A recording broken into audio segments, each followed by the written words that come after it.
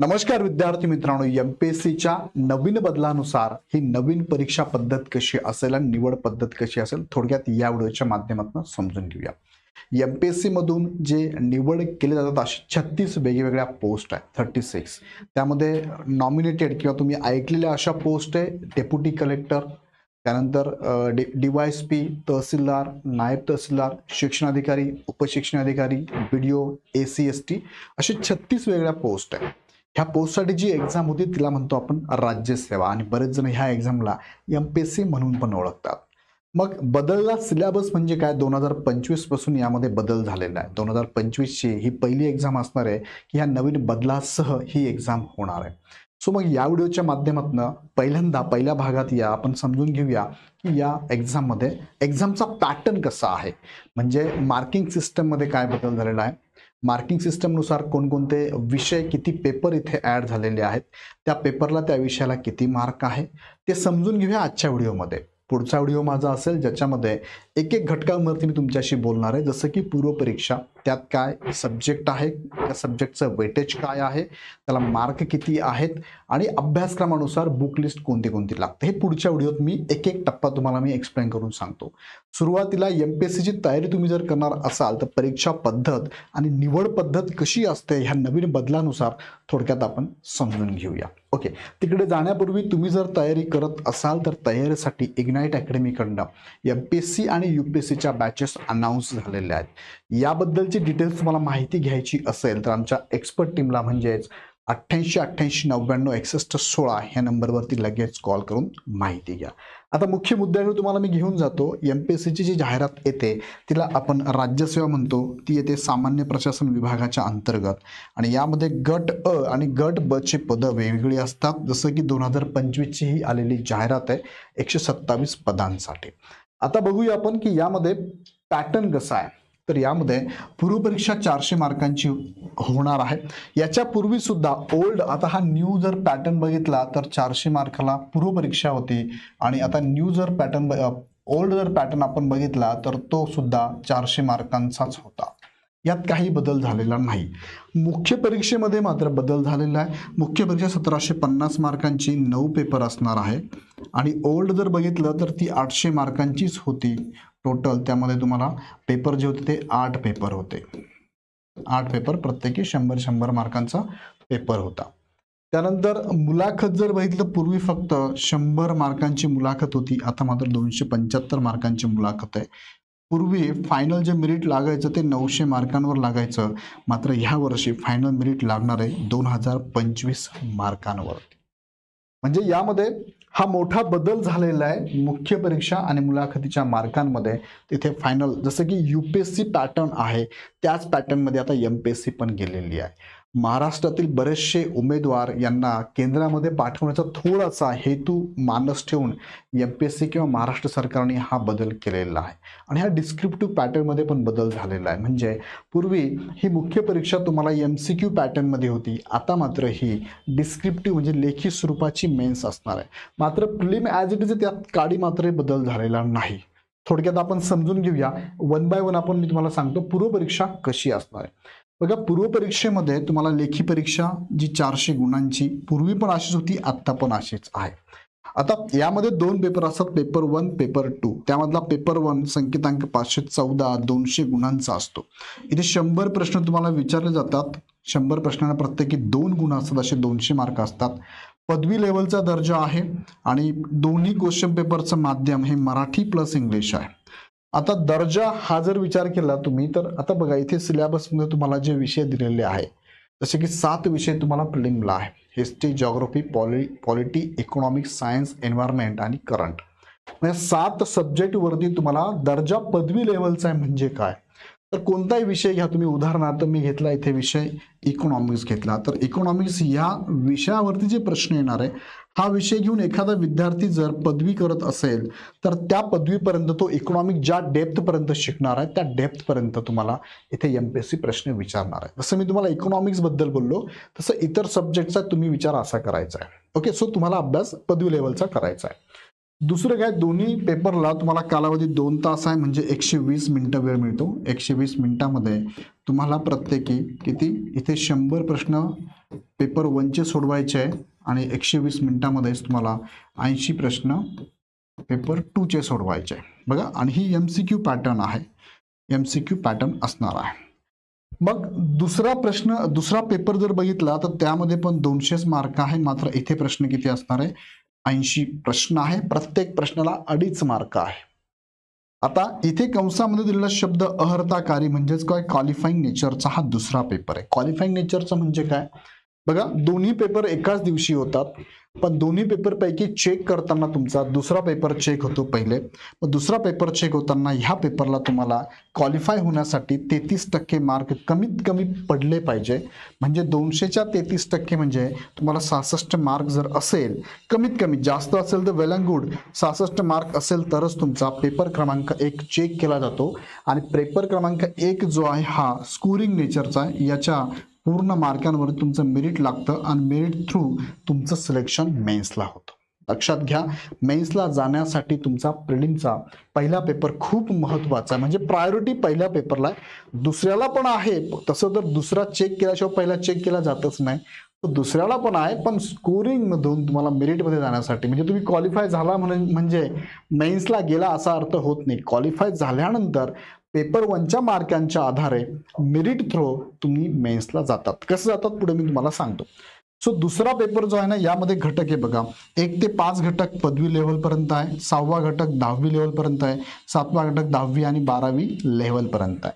Paper 2 मध्ये तुम्हाला इथे जसे 7 सब्जेक्ट आहे, मी तुम्हाला सांगितल्याप्रमाणे, तसे इथे मी तुम्हाला सांगतो, इथे 4 सब्जेक्टचा तुम्हाला अभ्यास करायचा. त्यामध्ये मेजर जे आहेत ना ते काय आहे माहिती का, कॉम्प्रेन्शन वरती प्रश्न आहे, पॅसेज वरती प्रश्न आहे आणि नंतर मॅथ प्लस रिझनिंग आणि डिसिजन मेकिंगची प्रश्न आहे.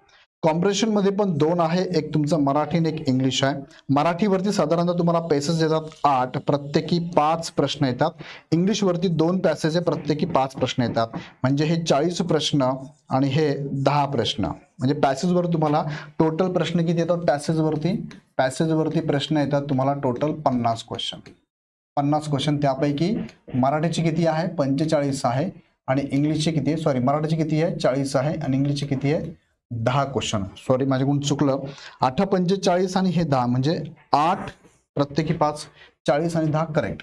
आणि पॅसेज नंतर हे पेपर 2चं मी तुम्हाला सांगतोय, मॅथ रिझनिंगचे जे क्वेश्चन्स आहेत ते तुम्हाला साधारणतः इथे 25 क्वेश्चन्स येतात मॅथ रिझनिंगचे आणि डिसिजन मेकिंगचे तुम्हाला 5 क्वेश्चन येतात. म्हणजे टोटल जर बघितलं तर 80 क्वेश्चन तुम्हाला इथे विचारले जातात, प्रत्येकी 2.5 मार्काला. असा क्वेश्चन पेपर 2 आहे. सो अशा पद्धतीने तुम्हाला हे 100 प्रश्न पहिल्या पेपरला, 80 प्रश्न दुसऱ्या पेपरला असतात. ओके, मग आता हा पेपर पॅटर्न कसा असतो नेमका, तर तुमचं उत्तर जर चुकलं तर 1/4 निगेटिव्ह मार्किंग असणार आहे. त्यानंतर तुम्हाला पेपर क्रमांक 1 ला निगेटिव्ह मार्किंग आहे, पेपर क्रमांक 2 ला पण आहे, फक्त पेपर क्रमांक 2 मध्ये डिसिजन मेकिंगचे जे 5 प्रश्न आहेत याला मात्र निगेटिव्ह मार्किंग नाहीये. का नाही, कारण डिसिजन मेकिंगचे प्रश्न आहे, तुम्हाला एखादी कंडिशन दिली जाते आणि त्या कंडिशनवरती तुम्हाला प्रश्न विचारला जातो, मग तुमचा निर्णय काही असू शकतो. पर्याय क्रमांक 1 असेल, कधी 2 असेल, कोणाचा 3, कोणाचा 4, मग त्यावरती त्यांना ठरलेलं आहे की हे उत्तर दिलं तर 2.5 मार्क, हे दिले तर 1 मार्क, हे दिलं तर 1.5 मार्क. सो अशा पद्धतीने डिसिजन मेकिंगचे प्रश्न आहेत, त्यांना निगेटिव्ह मार्किंग नाही आहे. सो बाकीच्या प्रश्न मात्र डिसिजन मेकिंग आहे. त्यानंतर एखाद्या प्रश्नाचं एकापेक्षा जास्त उत्तर तुम्ही जर दिलं तर त्याला निगेटिव्ह मार्किंग कन्सिडर करून, त्याला सुद्धा म्हणजे चुकीचं कन्सिडर करून त्याला 1/4 निगेटिव्ह मार्किंग लागू असणार आहे. त्यानंतर एखाद्या प्रश्नाचं उत्तर तुम्ही दिलंच नाही तर त्याचे मार्क मिळत पण नाही, वजा पण होत नाही. आणि तुमची अंतिम गुणांची बेरीज जर अपूर्णांकात आली तर ती अपूर्णांकातच ठेवले जाते. ओके, अशी ही पूर्वपरीक्षा. मग तुम्हाला मुख्य परीक्षेला जायचं आहे, पण आता सगळ्यांनीच फॉर्म भरला म्हणजे सगळेच विद्यार्थी मुख्य परीक्षेला जात नाही. मग मुख्य परीक्षेला कोण जातं, तर मुख्य परीक्षेला पूर्व परीक्षेतून मुख्य परीक्षेला जाणार आहे. मग कसं जाणार आहे, तर त्याची निवड होते बघा, मधून मुख्य परीक्षेला निवड होते. पण निवड होताना किती पट उमेदवार जातात, तर 12 पट उमेदवार मुख्य परीक्षेला जातात. उदाहरणार्थ पूर्व परीक्षेला फॉर्म भरताना जेवढ्या जागा आल्या त्या जागेसाठी मी एक्झाम्पल घेतो की 10,000 विद्यार्थ्यांनी काय भरले, फॉर्म भरलेले आहे आणि जागा मी असं कन्सिडर करतो की 200 जागा आलेल्या आहेत, बरोबर, 200 जागा आलेल्या आहेत. मग प्रिलिमला 10,000 विद्यार्थ्यांनी जर फॉर्म भरला असेल, तशी जागा संख्या जास्त आहे बरं का, मी 10,000 म्हणतो उदाहरणासाठी. मग प्रिलिमला 10,000 विद्यार्थी एक्झाम देणार आहात, मेन्सला 12 पटच उमेदवार जाणार. म्हणजे कुणाच्या 12 पट, तर 200च्या 12 दुणे 24, म्हणजे 2400 विद्यार्थी काय जाणार आहे, मेन्सला अपीअर होणार आहे. मग आता उरलेल्या विद्यार्थ्यांनी, जे उरलेले विद्यार्थी यांनी पुढच्या वर्षापासून परत एकदा पहिल्यापासून तयारी करायची आहे. ओके, आता मेन्सला आलेत 2400 विद्यार्थी, हे विद्यार्थी मेन्स देणार. तर मेन्स कशी असणार आहे, आता मेन्स मध्ये मोठा बदल झालेला आहे. काय बदल झाला थोडक्यात तुम्हाला मी सांगतो. परत थोडं मागे घेऊन जातो. हे 2400 मुलं कसे असतात, फॉर एक्झाम्पल ही जाहिरात आहे, एससी ला ज्या जागा असेल, फॉर एक्झाम्पल एससी ला यापैकी 20 जागा असेल तर एससी चे 12 पट म्हणजे 240 उमेदवार मेन्सला जातील. उदाहरणार्थ वुमन रिझर्वेशन आहे आणि वुमन रिझर्वेशनला 30 जागा असतील तर त्याच्या 12 पट म्हणजे 360 वुमन मेन्सला जाणार आहे. ओके, स्पोर्ट पर्सनला जर व्हॅकन्सी असेल, फॉर एक्झाम्पल 2 जागा असेल तर त्याच्या 12 पट म्हणजे 24 स्पोर्ट पर्सन मेन्सला जाणारच आहे. सो प्रत्येक उभा आणि आडवा आरक्षणानुसार तेवढ्या पट उमेदवार हे मेन्सला घेतले जातात. आता मेन्स कशी असते एक्झाम थोडक्यात समजून घेऊया. बघा, मेन्स जी एक्झाम याच्यात मोठा बदल झालाय. 9 क्वेश्चन पेपर असतात यामध्ये. 9 क्वेश्चन पेपर पैकी तुम्हाला मी डिव्हाइड करून देतो. यामध्ये पहिला क्वेश्चन पेपर जो आहे, 2 क्वेश्चन पेपर जे आहे हे क्वालिफाईंग नेचरचे असणार आहे आणि 7 क्वेश्चन पेपर हे कसे असणार आहे, स्कोरिंग नेचरचे असणार आहे. मग ह्या 7 मध्ये पण परत डिव्हाइड केलं तर 3 भागात डिव्हाइड करतो. एक एसे रायटिंगचा असणार आहे, एसे रायटिंग एक क्वेश्चन पेपर आहे. जीएस चे 4 पेपर आहे आणि हे दोघंही काय कंपल्सरी आहे. आणि उरलेले 2 जे पेपर आहे, बघा इथे हा एक पेपर आहे, हे 4 पेपर आहे आणि 2 पेपर हे 2 पेपर हे तुम्हाला 2 क्वेश्चन पेपर हे तुमचे कसे आहे, तुम्हाला ऑप्शनल असणार आहे, तुम्हाला चॉईस आहे या ठिकाणी. असे 7 पेपर आहे आणि प्रत्येक 7 पेपर म्हणजे प्रत्येक पेपर हा 250 मार्कांचा आहे. सो याचे मार्क होतात 1750.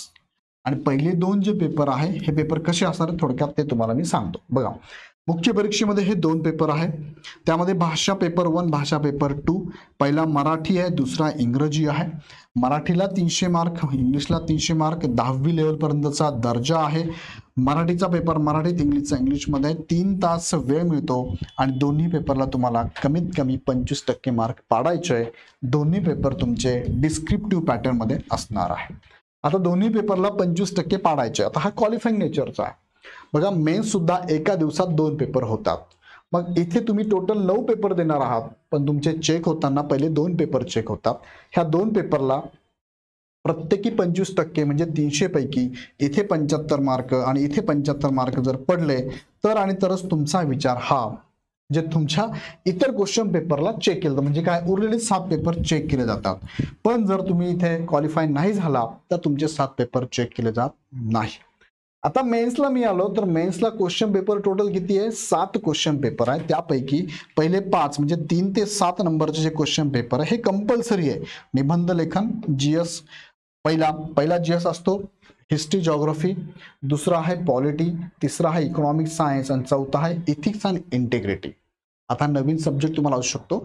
सो याचा अभ्यास तुम्हाला करायचा आहे 5. आणि उरलेले 2 पेपर जे आहेत ना हे ऑप्शनल पेपर आहे. हे तुम्हाला चॉईस आहे आणि ऑप्शनल चॉईस कसा करायचा याच्यावरती माझा सेपरेट व्हिडिओ येणार आहे. तो बघण्यासाठी चॅनल सबस्क्राईब आणि बेल आयकॉन क्लिक करून ठेवा.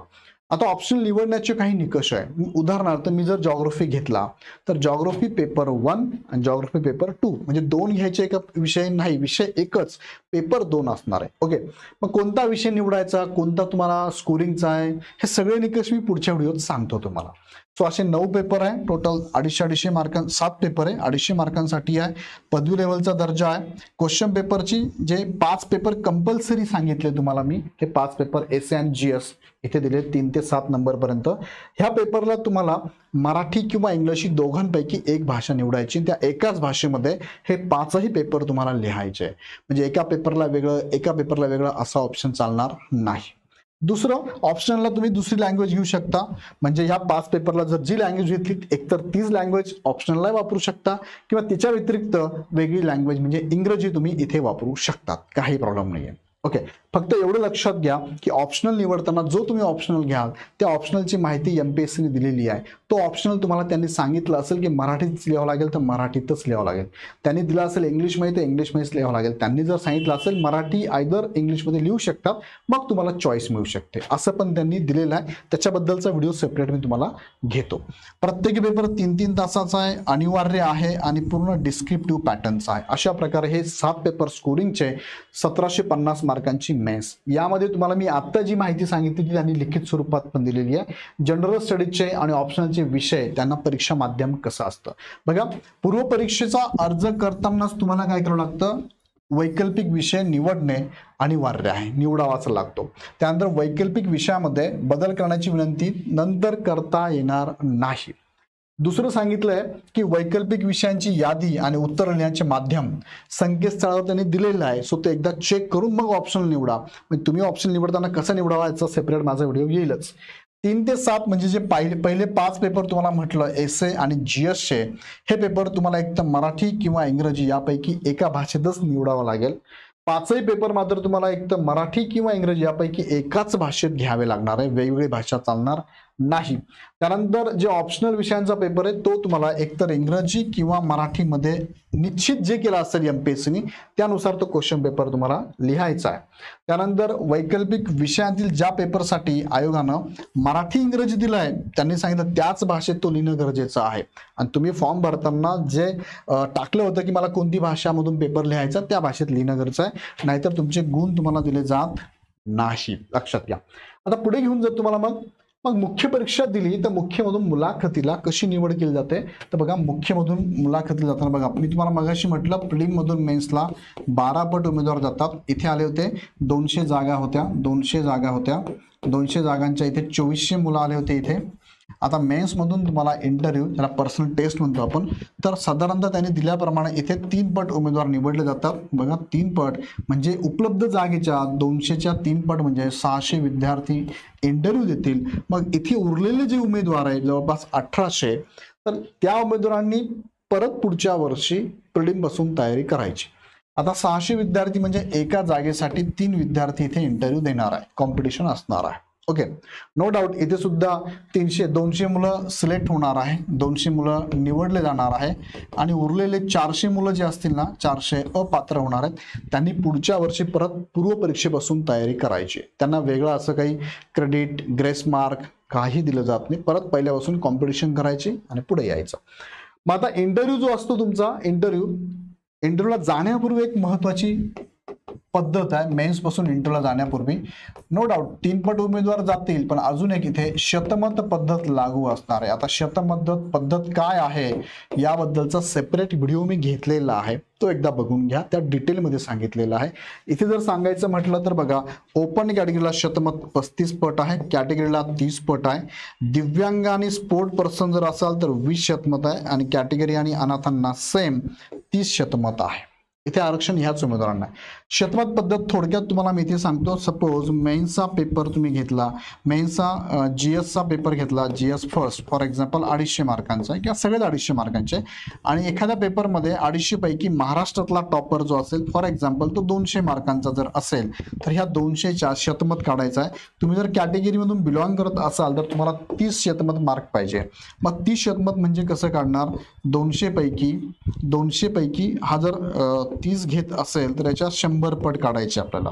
मग हे जर काढलं तर 100 दुना 200 आणि 15, कमीत कमी 15 मार्क ह्या विद्यार्थ्याला त्या पेपरला पडले पाहिजे 30 शतमतनुसार. म्हणजे काय केलंय, हे 200 मार्क जे आहे ना हे 100 पट मानलेले आहे.